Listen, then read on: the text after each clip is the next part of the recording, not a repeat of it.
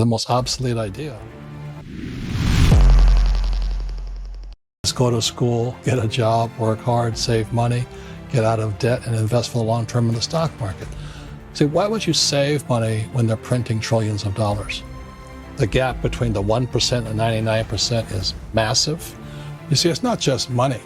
You have to step back and look at the bigger picture. So what do you do? In every one of us is a poor person. There's still a poor person inside me. There's also a middle-class person. And the middle-class persons want security. They want that steady paycheck. And there's a rich person. And they're all inside of us, except that it's not taught. You're taught to go to school, get a job, and get a paycheck. You're not taught to how to get rich. If you read Rich Dad, Poor Dad, my rich dad refused to pay me. He said the paycheck was one of the most damaging things you could take in your life.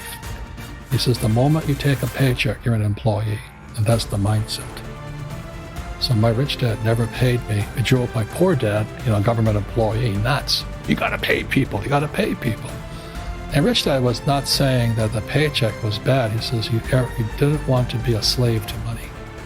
So as an entrepreneur, if rich dad folded, I just started another company. I don't need a paycheck. I don't need anybody to take care of me.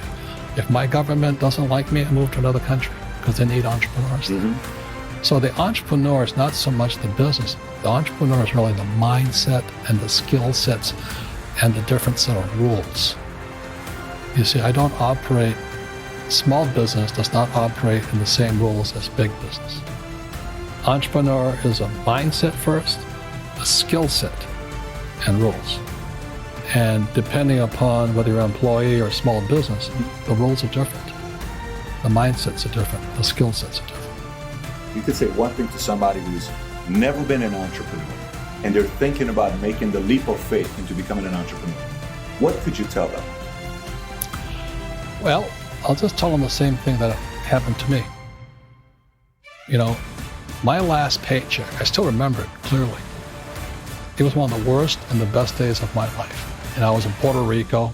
I was working for Xerox, and my boss gave me my last, it wasn't a paycheck, it was a bonus check. I think it was about $30,000 taxable. It's the only problem with that.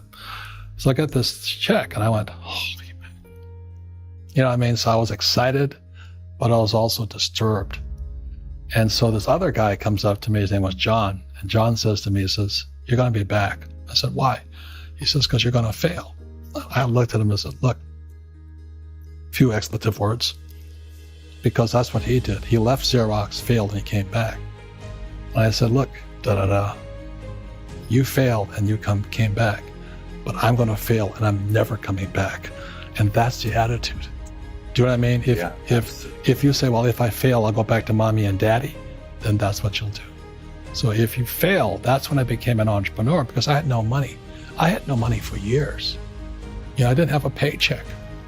But that's what my rich dad encouraged me to do. He says, when you don't have this paycheck, you get hungrier, smarter, and it's a test of your character. Will you become a crook? Will you become dishonest? Will you cheat and steal? Or will you become a better human being? So really, that's the benefit of becoming an entrepreneur, is you really find out who you are when you don't have anything. So you always have to look at the big picture. Too many people look at, well, what's going to happen to me? When you look at the big picture, you're also going to know that when something bad happens, something good's going to happen. Mm-hmm. But you got to prepare for whatever is coming. If you think next 20 years will be like the last 20 years, mm-hmm. you're going to get cleaned. When you and I go to the supermarket and we buy a carton of milk, we always check for the expiration date. But most people do not check for the expiration date on their brains. Instead of get out of debt, I get into debt. I just refinanced $300 million in debt. I went from 5% to 2.5% interest. I made a fortune. Every month, more money comes in because my cost of money has gone down.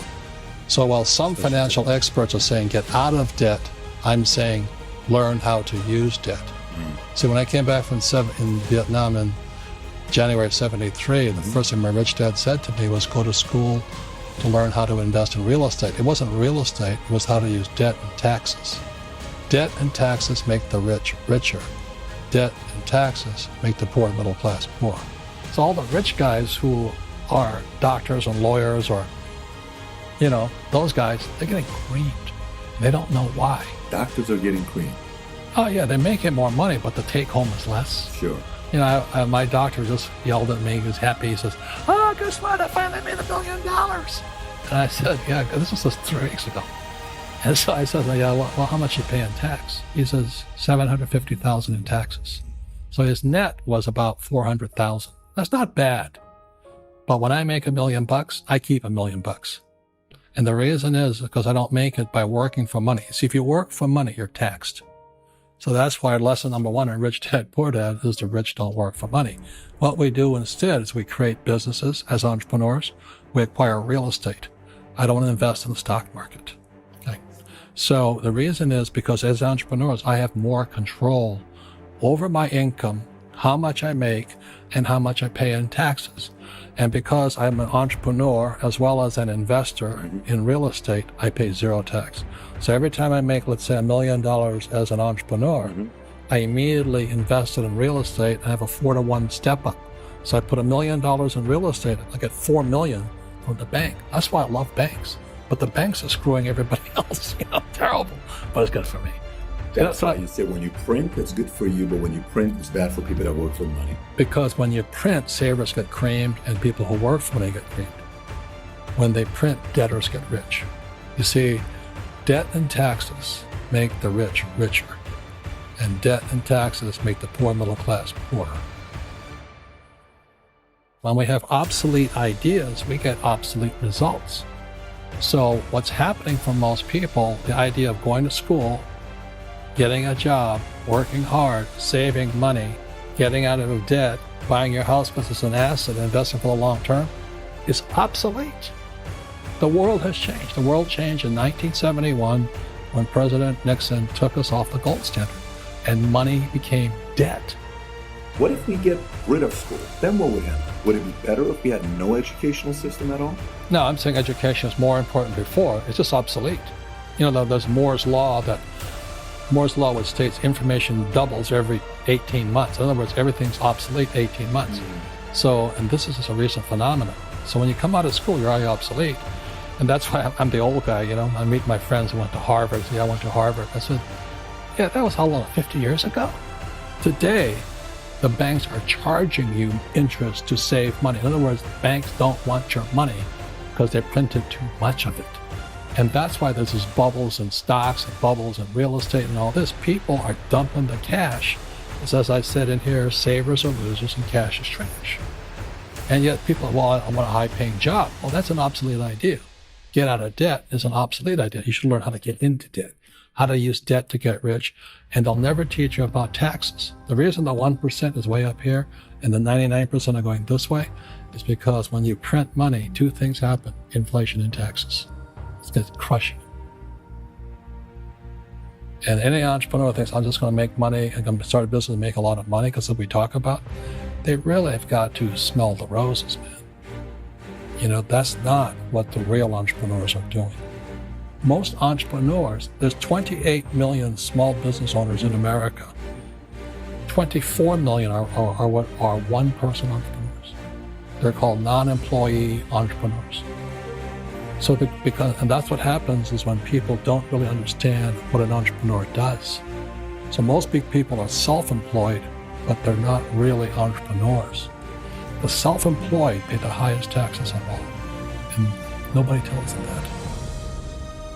Yeah, it's also called the entrepreneurial spirit, but what we were actually talking about was there's no such thing as a bad economy.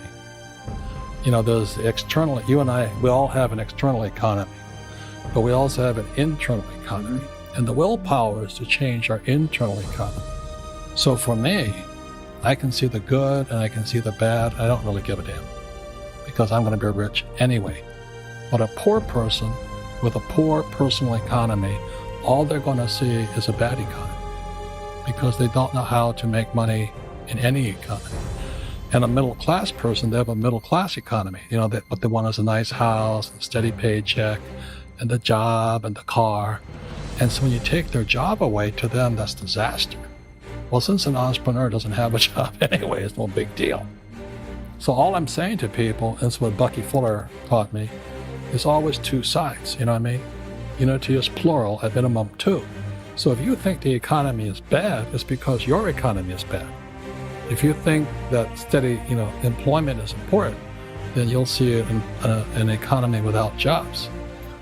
Your economy versus the external economy. Where you control versus where you can't. I can control. Yeah, it's called an internal focus versus an external focus. So the real entrepreneur has an internal focus. That if they fall down, they say, "Oh, this is good, because I'm going to go up higher."